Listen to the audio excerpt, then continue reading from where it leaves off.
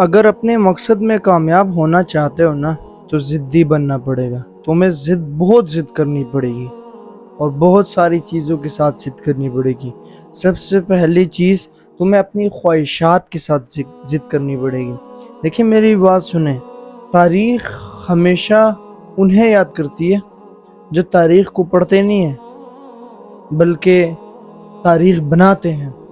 تو زندگی میں تاریخ بنانے کے لیے، کوئی نیا ریکارڈ بنانے کے لیے یا اپنی سلطنت قائم کرنے کے لیے، اپنی خلافت لانے کے لیے تمہیں ضدی بننا پڑے گا اور تمہیں اپنی ضد سے پیچھے ہٹنا نہیں پڑے گا.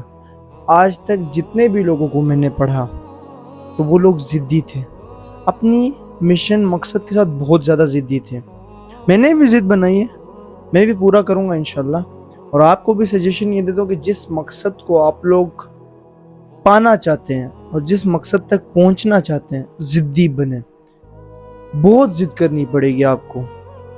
یہ یاد رکھیں، ابراہیم لنکن کو کون نہیں جانتا؟ یہ وہ شخصیت ہے جو اپنی زندگی میں بہت دفعہ ہارا ہے اور آخر میں خود ہار سے ہار مان لی کہ بس اب میں ہار رہا ہوں، اور وہ جیت گیا. وہ پھر صدر بن جاتا ہے، پریزیڈنٹ بن جاتا ہے. سو کہنے کا مقصد یہ ہے کہ ہمیں اپنی زندگی میں کامیاب ہونے کے لیے ضدی بننا پڑے گا. اکثر لوگ کہتے ہیں کہ ضد نہیں ہونی چاہیے انسان کے اندر، وہ انسان کو تباہ کر دیتی ہے. لیکن کہیں کہیں ضد کا ہونا بڑا امپورٹنٹ ہے. اگر ضد نہیں ہوگا تو کیسے مقابلہ کریں گے؟ اگر ضد نہیں ہوگا تو اپنی منزل کو پائیں گے کیسے؟ اگر ضد نہیں ہوگا تو لوگوں کی باتوں میں آ کے آپ اپنے مشن مقصد کو تو چھوڑ دیں گے. اور اگر ضد نہیں ہوگا تو لوگ میٹھی میٹھے باتوں میں آپ کو اپنے مقصد سے ہٹا لیں گے. لیکن اگر ضد ہوگا تو لوگوں کے بالمقابل آپ لوگ چلیں گے. آپ اپنے مقصد کی طرف بھاگیں گے، دوڑیں گے کہ جلدی پہنچ جاؤں تک. اور لوگ تنقید کرتے رہیں گے، آپ ان تنقیدوں کو بھی کہیں گے دفع کرو. جب ضد انسان کی بن جاتی ہے نا اپنے مقصد کے ساتھ، تو وہ بہت جلدی ترقی کرتا ہے. تو یہ ہے کہ ہمیں اپنے مقصد کے ساتھ ضد کرنی پڑے گی اور بہت ضد کرنی پڑے گی. ہمیں بہت لوگوں کے مخالف جانا پڑے گا، بہت چیزوں کے مخالف جانا پڑے گا. اپنے وقت کی قدر کرنی پڑے گی. ہر وقت کو کام میں لانا ہے. ٹھیک ہے، ہمیں 2 منٹ مل رہا ہے، اس میں کوئی اور کام کرے. 3 منٹ لے کچھ اور کام کرے.